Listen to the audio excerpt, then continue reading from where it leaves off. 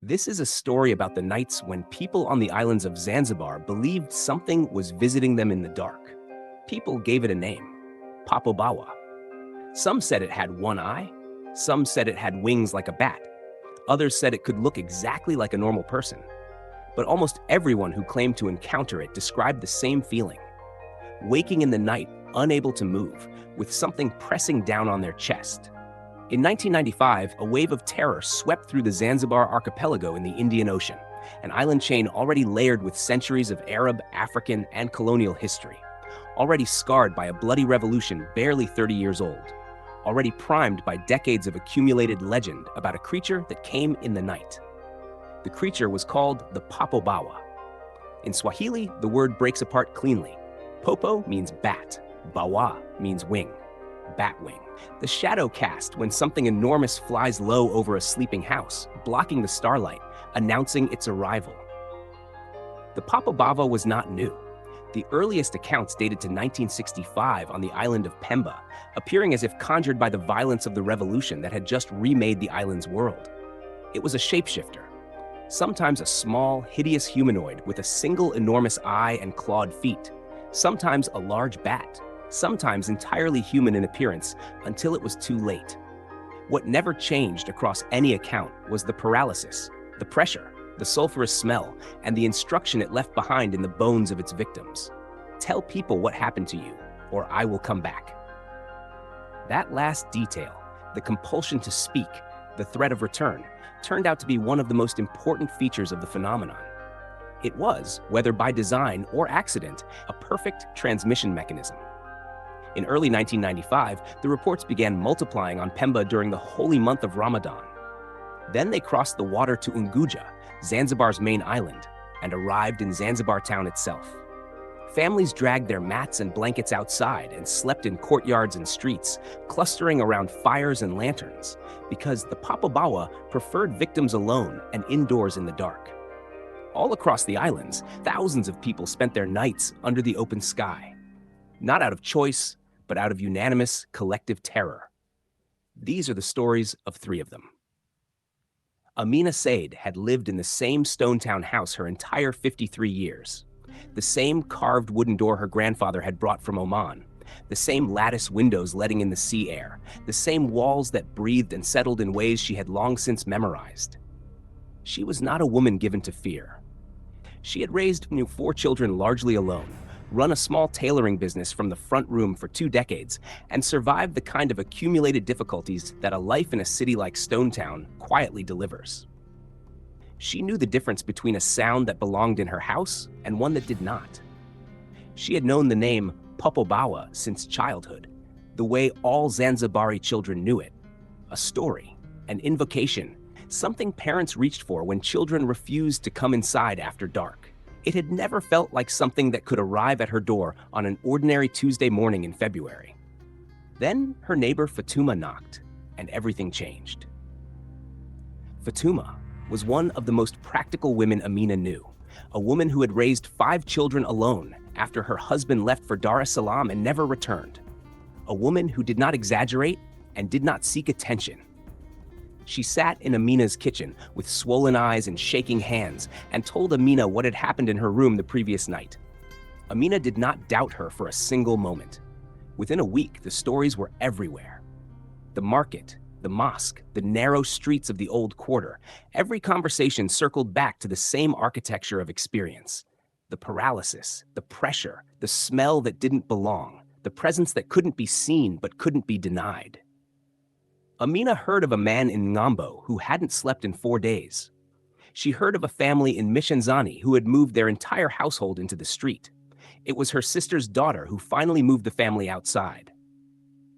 The girl was 14, sensible and unsentimental, not the type to manufacture drama. She woke 2 nights running screaming and could not explain what she had experienced.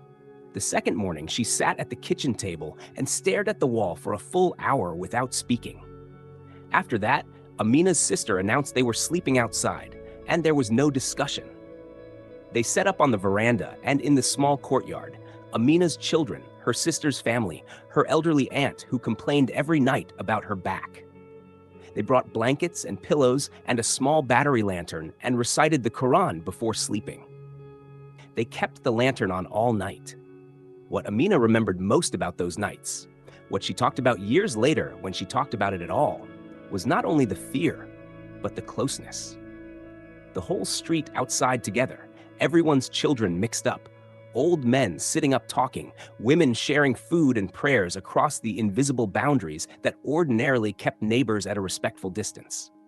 Something older than the stone houses and the carved doors reasserted itself, the understanding that safety was not a wall, but a circle of people who had decided to face the darkness together. The Popobawa came to their household on the 14th night. Amina woke on the veranda to a smell she could not describe except to say it was wrong. Entirely out of place in the sea air of Stonetown, belonging to somewhere else entirely. She found she could not move her arms. She lay looking up at a sky full of stars, perfectly clear, and was certain with every part of her body that something was present. Not visible, not audible, but present in the specific way that a room is present when you enter it in the dark. The sense of occupied space, of air that has been changed by something being in it. Then, it was gone. She could move. She lay until dawn without sleeping again. In the morning, she told people. She understood the instruction it had left, and she also simply needed to tell someone. The telling was the only way to make it real enough to survive. Khalid Mwangi had been a fisherman in Nungwi, at the northern tip of the island, for his entire adult life. He was 31 years old in 1995, with a wife and 2 sons and a small boat with a patched sail that took him out before dawn most mornings to the fishing grounds east of the reef. He was not a man who spent much time thinking about spirits. He had a private understanding with mortality that came from working on the water, a negotiated respect for dangerous things, and he did not feel that the Popobawa fell into the same category as a 5-meter wave. He had heard the harbor talk throughout February. Fishermen talk while they wait for the tide, and in those weeks the talk was all Popobawa. Attacks in the south, then in Zanzibar town, then in the villages along the west coast. Khalid listened and said little. He neither dismissed what other people experienced, nor considered it his own concern. Then his older son came to him one morning and told him what had happened in the night. The boy was 9 years old. He was not a fearful child. If anything, he was too bold, the kind of boy who climbed the highest coconut palms and jumped off the boats into deep water and laughed when smaller children cried. He told his father about waking in the dark to a weight on his chest, about not being able to call out, about a smell like something burning that was not fire, about the feeling of something in the room that was aware of him the way a predator is aware of prey. He told it without crying, looking his father in the eye the whole time, and that steadiness, the absence of performance, was what reached Khalid where the harbor gossip had not. He had no answer for his son. He was the boy's father. His job was to have answers. He had none. That night, he moved the sleeping mats outside without ceremony. His wife asked no questions. She had been waiting, she said, for him to come to it on his own. The weeks that followed reshaped the village in ways that Khalid found difficult to describe later. Men who had barely spoken to each other sat up together all night. Women who were normally private about their domestic lives shared accounts with a frankness that ordinary social rules would not have permitted. The mosque filled in ways it hadn't since the last Eid. The normal rhythms of the fishing village, the early departures, the late returns, the evening meals, the sleep, compressed and rearranged themselves around the shared fact of what was happening. During the days, out on the water, Khalid felt closer to himself. The sea was honest. It announced its dangers in the color of the water, the direction of the wind, the behavior of the birds overhead. There were no hidden things on the open ocean in daylight. On land, in the dark, he was less certain. He never experienced the Popobawa in any way he could name with confidence. There were nights when he woke outside and felt observed in a way the darkness and the sea wind could not fully explain. He made no claims about what that was. He was a man of the sea. He knew what he knew and said no more than that. What he never doubted was his son. The boy had told him something in a particular voice, with particular eyes, and a father who had spent 9 years learning to read that face knew when it was telling the truth. Something had happened in that room. Whatever it was, the sleeping mats were staying outside. Omar Farouk had run his hardware stall in Darajani Market for 22 years. Nails, rope, hinges, padlocks, the things people needed when things broke, which was always.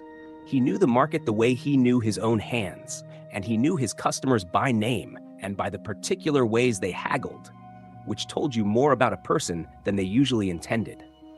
In March 1995, two things happened to his business simultaneously. The sales of padlocks collapsed. The sales of lanterns and candles tripled. The first made sense. People sleeping outside didn't need to lock their doors. The second made sense too. But the third thing surprised him. The rope. He sold more rope in 6 weeks than he had sold in the previous 6 months. People were tying things, tying their mats to the ground, tying their belongings together, tying their children's wrists to their own wrists while they slept, so that if something came in the night and one of them ran, the other would wake. Omar sold rope to people who could barely afford it and did not raise the price.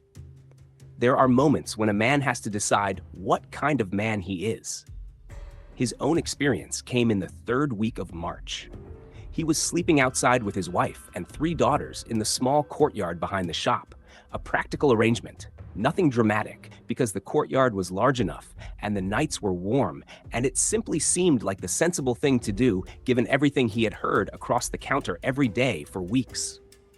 He woke at around 2 in the morning to a weight on his sternum. Not the weight of illness. He had asthma and knew that feeling well. This was different.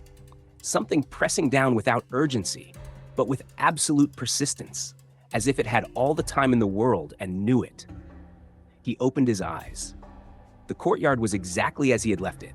The walls, the sky, the sleeping shapes of his wife and daughters, the lantern burning low. Nothing moved. Nothing visible. But the smell was there. He had listened to customers describe it for weeks across his counter. Watched them reach for language and come up short. Watched the frustration on their faces as they tried to explain something that words weren't made for. Now he understood their frustration completely. It was not sulfur, exactly, though that was the closest word anyone ever managed. It was older than sulfur. It was a smell from somewhere that did not have a name. In the morning, he told his wife. She was not surprised. She had been waiting, she said, for the household's turn. Omar was a market man, a practical man, and he thought about the Popobawa the way he thought about everything. In terms of cause and effect, supply and demand, what was being used and what was being used for. He heard the political theories, that the creature had been summoned or allowed to spread as a distraction from the coming elections, that someone with power had found in the panic a useful tool, and he neither accepted nor dismissed them. Both things seemed possible to him simultaneously, that the creature was real in the way spirits were real, and that human beings with interests were not above exploiting a real fear. These two things did not cancel each other out. The island had a long history of things being used that were never meant to be used that way. What he knew for certain was what he had felt in his courtyard, and what he saw every day in the faces of his customers, market people, practical people, people who spent their lives calculating prices and measuring rope and arguing over change, looking at him across the counter with eyes that had not slept, asking him without words whether he too had felt it. He always said yes. Life eventually returned to its ordinary rhythms. The padlocks started selling again. The lantern sales slowed. The rope went back to its ordinary purposes. Nobody in the market talked much about those weeks afterward, in the way that communities often decline to discuss the things that frightened them most. But on the still nights in March, when the market was closed and the air in the back streets of Zanzibar town had a particular quality he could never quite name, Omar checked his watch, recited the old verses quietly under his breath, and waited for the morning.